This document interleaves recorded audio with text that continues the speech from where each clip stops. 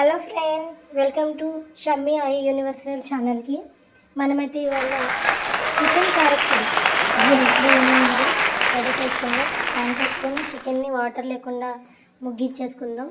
Wash చేసుకున్న చికెన్ని pan వేసి వాటర్ మగ్గేంత వరకు సాల్ట్ అండ్ పసుపు వేసుకొని నీళ్ళంతా ఎండేలాగా శుభ్రంగా ఎండబెట్టుకుంటున్నాను చికెన్ని.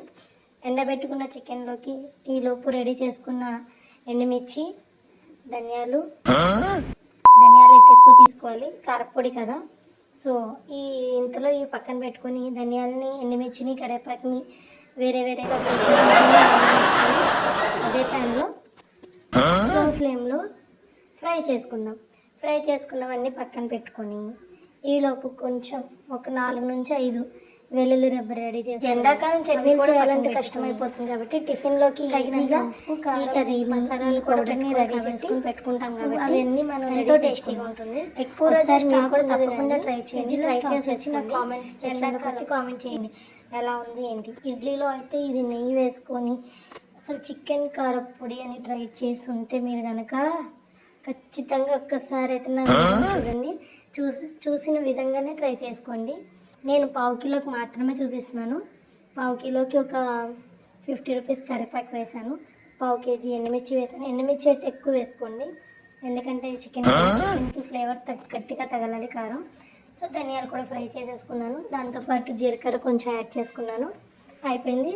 చేసుకున్న మిశ్రమానికి మిక్సీ పట్టేసుకుందాం ఫస్ట్.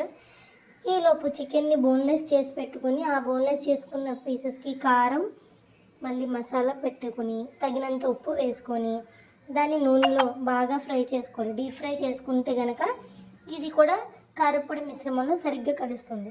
ఎప్పుడైతే మనం బోన్లెస్ చేసుకున్నామో ఆ పీసెస్కి మసాలా ఖచ్చితంగా అంటించి ఆయిల్ వేసి నాన్ స్టిక్లో ఫ్రై చేయండి.